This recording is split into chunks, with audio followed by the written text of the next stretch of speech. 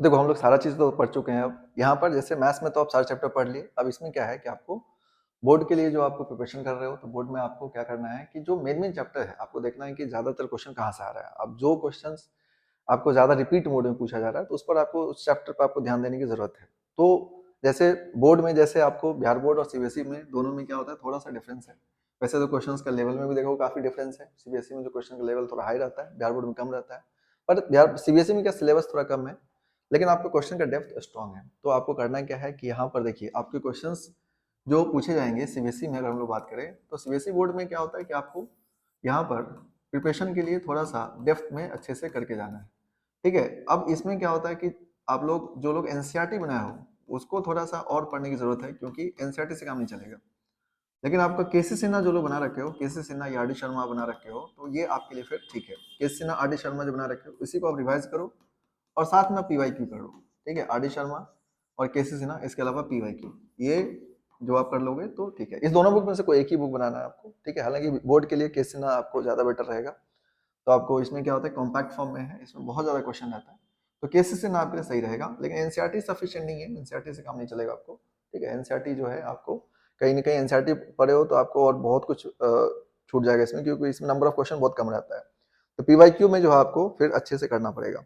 तो आपको कोई भी बोर्ड में होला कि पीवाईक्यू तो करना ही चाहिए। इवन जेई में तो आपको पीवाईक्यू बहुत ज्यादा अच्छे से करके जाना चाहिए, 3 टाइम्स 4 टाइम्स आप पीवाईक्यू करो, वो ज्यादा बेटर है।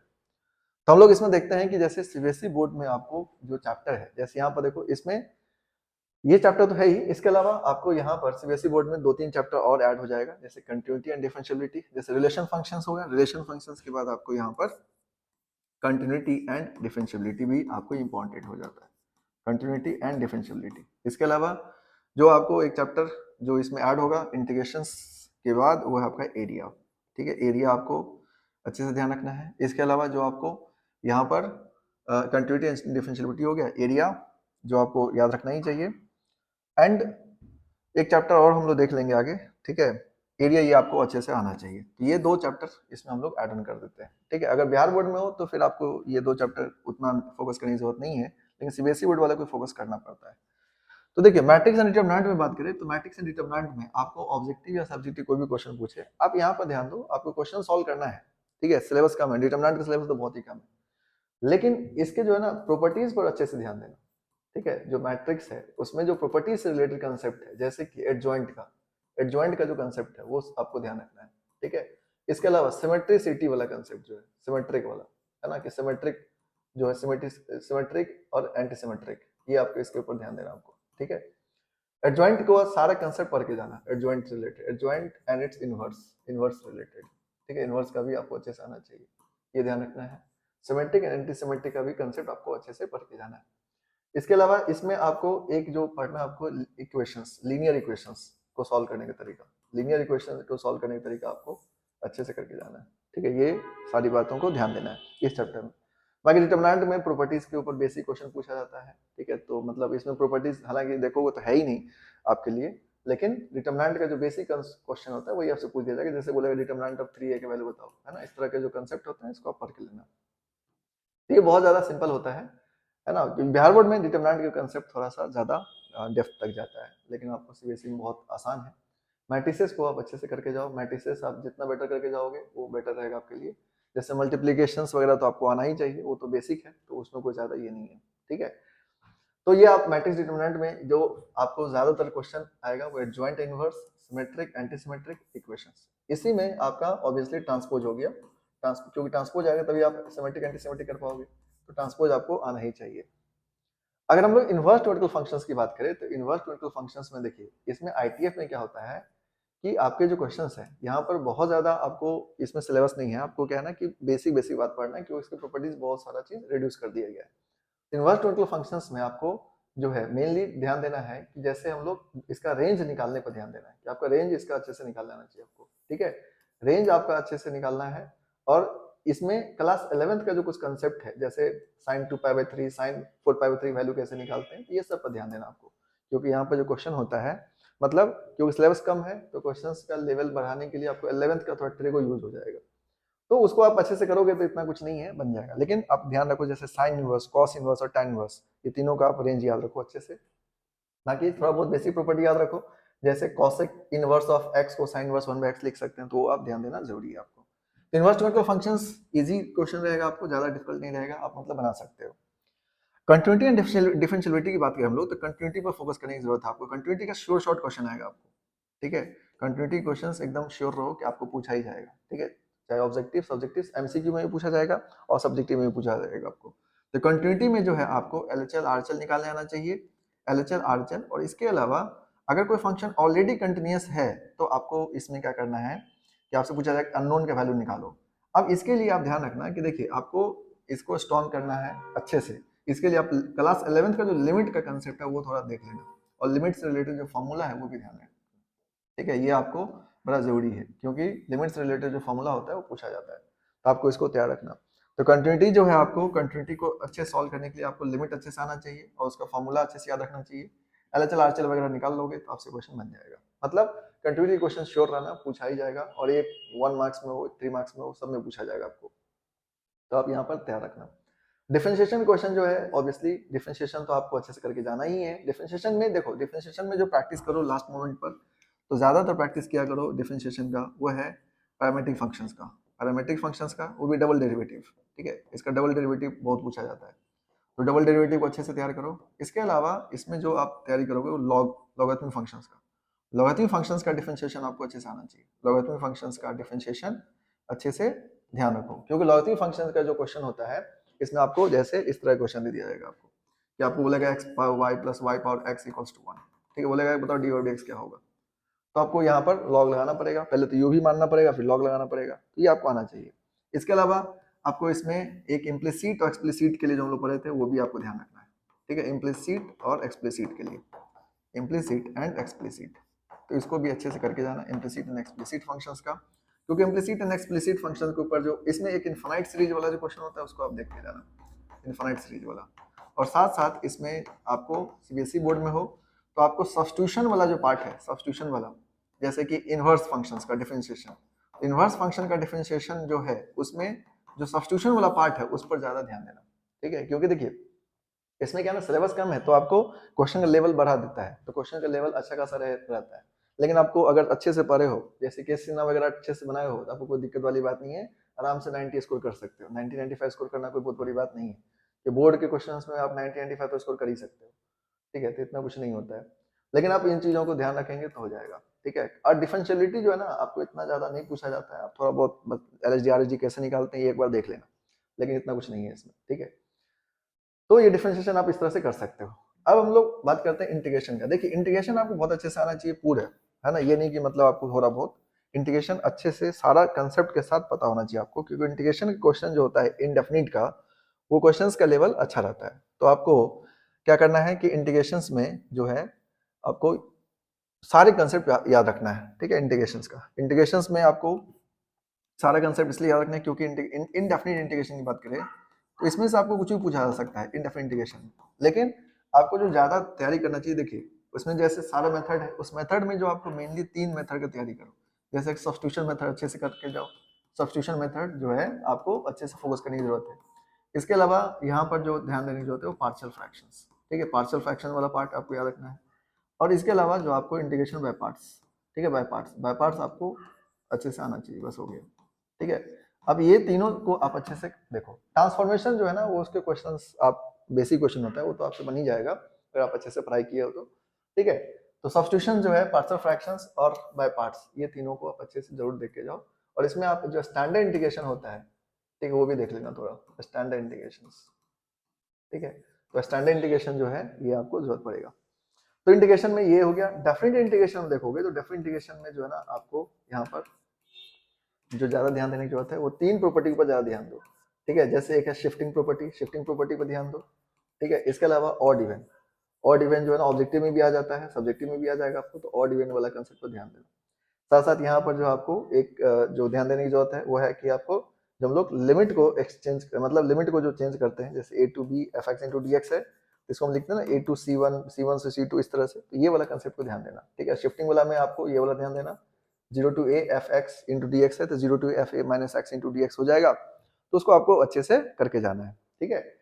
तो ये आपको तैयार रखना है इसके लिए, इंडेफिनिट डेफिनिट, है ना। देखो आप अगर है ना, सीबीएसई में ऐसा नहीं होता कि कोई चैप्टर बहुत ज्यादा कोई चैप्टर बहुत कम, ऐसा नहीं है। मार्क्स का डिस्ट्रीब्यूशन जैसा है वैसे ही पूछा जाता है। तो इसीलिए आपको क्या है कि इस तरह से पढ़ना है कि आपका तैयारी जो है बहुत अच्छे से, अगर आप केसीसी ना अच्छे से बना लेते हो और पीवाईक्यू का क्वेश्चन प्रैक्टिस कर रहे हो तो आपको आराम से 90 प्लस हो जाएगा स्कोर। इतना कोई टेंशन लेने की जरूरत नहीं है, मतलब आसानी है। ठीक है, एरिया के क्वेश्चन श्योर शॉर्ट पूछा जाएगा आपको। एरिया के क्वेश्चन जो होता है ये आपको एकदम श्योर रहना, और एरिया क्वेश्चन आएगा ही आएगा। ठीक है, तो एरिया में जो है आपको यहाँ पर ध्यान देना। अच्छा, इसमें एक चैप्टर जो हम आपको बोल रहे थे AOD, application of derivative. Application of derivative में जो ना 3 चैप्टर है आपका। एक आपका increasing decreasing, increasing and decreasing, एक चैप्टर आपका यहाँ पर मैक्सिमा मिनिमा, और एक है आपका रेट मेजरमेंट। ठीक है, तो देखो अब जो बच्चे रेट मेजरमेंट में कंफर्टेबल फील नहीं कर रहे हो तो कोई बात नहीं, आप यहाँ पर मैक्सिमम मिनिमा को अच्छे से करके जाओ, इंक्रीजिंग डिक्रीजिंग को अच्छे से करके जाओ। ठीक है, क्योंकि 5 मार्क्स वाले क्वेश्चन जो होते हैं इसमें आपको मैक्सिमम मिनिमा को जो है ना अच्छे से देख के जाना, क्योंकि मैक्सिमम मिनिमा क्वेश्चन हर बार पूछता है और आपसे बन भी जाएगा। मतलब अगर आपको बेसिक कंसेप्ट आता है, डिफरेंशिएशन आता ही आपको, और इनइक्वालिटी आपको पता है, लीनियर इनइक्वालिटी के बारे में पता है, तो आपको क्या करना है कि अच्छे से आप मेहनत करोगे तो आपसे हो जाएगा। ठीक है, तो मैक्सिमम मिनिमा जरूर कर लेना। मान लो रेट मेजरमेंट पे आप कंफर्टेबल नहीं हो तो ये दोनों चैप्टर को जरूर करना, क्योंकि हो सकता है कि आप उसमें ज्यादा कंफर्टेबल ना हो। रेट मेजरमेंट के क्वेश्चंस में कई बार क्या होता है कि बच्चे फंस जाते हैं, तो वहां पर ज्यादा आप, क्योंकि क्वेश्चन में देखो यार अननेसेसरी उलझना नहीं है, क्योंकि अननेसेसरी उलझोगे और क्या होगा, दिक्कत में आ जाओगे। इसीलिए आप जो चैप्टर को आपको समझ में आ रहा है, जो चैप्टर आप अच्छे से कर पा रहे हो उसी को करो अच्छे से। ठीक है, जो नहीं आ रहा है उसको आप थोड़ा वो देख लो, अगर इजी क्वेश्चन पूछा तो ठीक, नहीं तो कोई बात नहीं। और एरिया यहाँ पर जो हम बता रहे थे आपको, एरिया का क्वेश्चन जो आप जरूर कर लेना, क्योंकि एरिया क्वेश्चन तो 100% पूछा ही जाएगा आपको। इसमें एग्जाम में अगर सॉल्व करोगे तो आप, हालांकि डिपेंड्स ऑन मार्क्स, लेकिन फिर भी आप यहाँ पर ग्राफ जरूर बनाना। ठीक है, बिना ग्राफ के मत बनाना। ठीक है, कई बच्चे क्या करते हैं, अंदाज से उसको इंडिकेट करते हैं, अंदाज से मत करना इंडिकेट। ठीक है, इसको ध्यान रखना। अब इसमें जो डिफरेंशियल इक्वेशन है, तो देखो डिफरेंशियल इक्वेशन में क्या करना आपको कि इसमें ऑर्डर डिग्री है ना, ऑब्जेक्टिव में ऑर्डर एंड डिग्री आपसे पूछा जा सकता है कि ऑर्डर बताओ डिग्री बताओ। ठीक है, इसके अलावा एक जो क्वेश्चन आता है जनरली वो फॉर्मेशन से रिलेटेड, कि formation of differential equations, formation of differential equations जो आपको ध्यान देना है। इसके अलावा इसमें एक प्रूफ वाला जो क्वेश्चन आता है ना, प्रूफ वाला क्वेश्चन, उस पर ध्यान देना है। प्रूफ वाला में जैसे कोई फंक्शन दे देगा, बोलेगा d2/dx2 माइनस इतना, इसको प्रूफ करो, तो ये वाला क्वेश्चन पर आपको ध्यान देने की जरूरत है। इसके अलावा आपको यहाँ पर 3 मेथड है, ये 3 मेथड जो है आपका, वो 3 मेथड में 2 मेथड तो अच्छे से करके जाना कम से कम। वेरिएबल सेपरेबल, क्योंकि sorry variable reducible, variable separable easy है, वो तो ऐसे ही बन जाएगा आपसे। वेरिएबल रिड्यूसिबल को लास्ट मोमेंट पर अच्छे से देख के जाना, और इसके अलावा लीनियर डिफरेंशियल इक्वेशन को अच्छे से करके जाना, लीनियर डिफरेंशियल इक्वेशंस। ठीक है, लीनियर डिफरेंशियल इक्वेशन जो है ये बड़ा इंपॉर्टेंट हो जाता है, लीनियर डिफरेंशियल इक्वेशन, तो इसको भी अच्छे से करके जाना, क्योंकि लीनियर डिफरेंशियल इक्वेशन से रिलेटेड आपको ऑब्जेक्टिव में आ सकता है इंटीग्रेटिंग फैक्टर। इंटीग्रेटिंग फैक्टर निकालो। ठीक है, तो इंटीग्रेटिंग फैक्टर निकालना बहुत आसान काम है, तो ये आपको ऑब्जेक्टिव में भी आ सकता है एमसीक्यू वाले क्वेश्चंस, तो आपको ध्यान देना है। ठीक है, तो डिफरेंशियल इक्वेशन इस तरह से तैयार करोगे हो जाएगा। अब अगर वेक्टर 3D ज्योमेट्री हम लोग बात करें, देखिए वेक्टर और 3D ज्योमेट्री में जो आपको यहाँ पर वेक्टर के जो क्वेश्चन होते हैं वो आपको क्वेश्चंस, कुछ क्वेश्चन तो बहुत इजी होगा जो आप आसानी से इसे भी हैंडल कर लोगे, जैसे डॉट प्रोडक्ट, क्रॉस प्रोडक्ट, तो आपको वो दिक्कत नहीं करेगा। लेकिन जो मेन है, जैसे आपको क्या है ना कि यहाँ पर कोई क्वेश्चन जो पूछा जाएगा इसमें बोल दिया जाएगा कि एक वेक्टर है, दूसरा वेक्टर है, और उसके बाद कंडीशन दे दिया जाएगा। ठीक है, कि मतलब ए डॉट बी इतना है, सी डॉट डी इतना है, तो बताओ ये वेक्टर क्या होगा, या 2 वेक्टर है उसके प्लेन के परपेंडिकुलर वेक्टर का बताओ क्या होगा। ठीक है, तो ये आप आसानी से कर सकते हो, वेक्टर में ज्यादा नहीं है। हम आपको बताते हैं 3D ज्योमेट्री की बात। 3D ज्योमेट्री में जो आपको ध्यान देने की जरूरत है सबसे ज्यादा, जो आपको बार बार पूछा भी जाता है, वो डायरेक्शन कोसाइन। ठीक है, ये नंबर 1 आपको ध्यान रखना है। इसके अलावा जो आपको ध्यान रखना है वो shortage distance and intersecting point वाला, इंटरसेक्शन वाला। ठीक है, इंटरसेक्टिंग पॉइंट से रिलेटेड कंसेप्ट याद रखना है।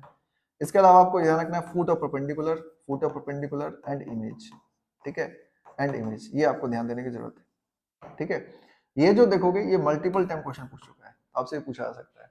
ठीक है, तो यहाँ पर आपको ध्यान देने की जरूरत है कि फूट ऑफ परपेंडिकुलर, इसमें आपको प्लेन नहीं पढ़ना है ना, सिर्फ स्ट्रेट लाइन का कंसेप्ट जानना है। तो स्ट्रेट लाइन का जो है आपको, जैसे स्ट्रेट लाइन जो इसमें पढ़ोगे तो स्ट्रेट लाइन का क्या ध्यान रखना है आपको, वेक्टर फॉर्म और कार्टेशियन फॉर्म इक्वेशन याद रखना है। साथ साथ इसके बाद जो आपको याद रखना है वो ये याद रखना है कि आपको, कि जैसे हम लोग यहाँ पर एंगल कैसे निकालते हैं, एंगल बिटवीन 2 लाइंस, है ना, चाहे वेक्टर फॉर्म में हो चाहे आपका कार्टेशियन फॉर्म में, दोनों फॉर्म में आप देखना कैसे निकाला जाता है। जैसे cos थीटा इक्वल्स टू हम लोग लिखते हैं b1.b2 by magnitude of b1b2, तो आपको ध्यान देना है एंगल बिटवीन 2 लाइंस। तो ये बात ध्यान रखना है। फूट ऑफ परपेंडिकुलर इमेज जरूर करके जाना, क्योंकि यहाँ से क्वेश्चन आता है। सॉर्टेड डिस्टेंस इंटरसेक्टिंग पॉइंट को भी आप देख के जाना, एंड डायरेक्शन कोसाइन तो देख के जाना ही है, ठीक है। अब देखो लीनियर प्रोग्रामिंग जो है ना हर बोर्ड में आता है, तो आपको भी आएगा, तो आप इसके questions one of the easiest question होता है, इसको आप अच्छे से जरूर कर लेना, ये क्वेश्चन आपसे बन भी जाएगा, मतलब इतना कुछ नहीं होता है। इसके क्वेश्चन देखोगे तो सबसे आसान, मतलब मैथ्स में देखो सबसे आसान है ये, तो आपसे बन जाएगा, इतना कोई दिक्कत वाली बात नहीं है, ठीक है। अब इसमें जो आपको प्रोबेबिलिटी, देखो प्रोबेबिलिटी जो है यहाँ पर आप कर लेना, खास करके जैसे कि बेस थ्योरम मान लो, बेस थ्योरम जो है आप यहाँ पर कर लेना, बेस थ्योरम इसका इजी होता है, ठीक है। तो बेस थ्योरम से रिलेटेड आप क्वेश्चन कर लेना, मतलब आपको आसानी से बन जाएगा।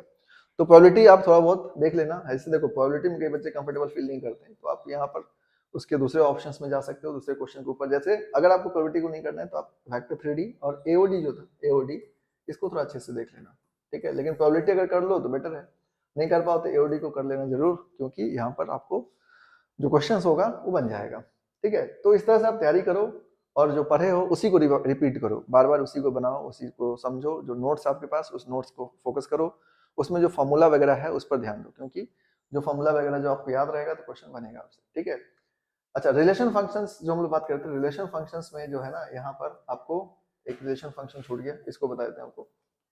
तो देखिए रिलेशन फंक्शंस में आपके सिलेबस में बहुत कम है, रिलेशन फंक्शंस में रिलेशन का तो है, रिलेशंस में क्या है आपका, जैसे रिफ्लेक्सिव, सिमेट्रिक, ट्रांजिटिव, रिलेशन में आपको रिफ्लेक्सिव, सिमेट्रिक और ट्रांजिटिव, ये तीनों तो पढ़ना ही पढ़ना है। तो ये आपको आना चाहिए, रिफ्लेक्सिव कंडीशन क्या, सिमेट्रिक का, ट्रांजिटिव, क्योंकि इसमें क्वेश्चंस आपको मतलब ज्यादा अच्छे लेवल तक जा सकता है, तो इसका प्रॉपर्टीज वगैरह अच्छे से देख के जाना। फंक्शन में जो है ना आपको मेनली जो देखना है वो है 1 1 on 2, 1 1 on 2 आप अच्छे से कर लेना, ठीक है। 1 1 on 2 आप अच्छे से कर लोगे, आपको दिक्कत नहीं करेगा, क्योंकि इसमें जो आपको देखो तो सिलेबस बहुत कम है, जैसे आप लोगों को कंपोजिट फंक्शंस पढ़ना ही नहीं, बिहार में है लेकिन आप लोग को नहीं है, ठीक है। तो आप 1 1 on 2 को अच्छे से तैयार कर लेना, 1 1 on 2 आप अच्छे से तैयार कर लोगे तो आपको दिक्कत नहीं करेगा।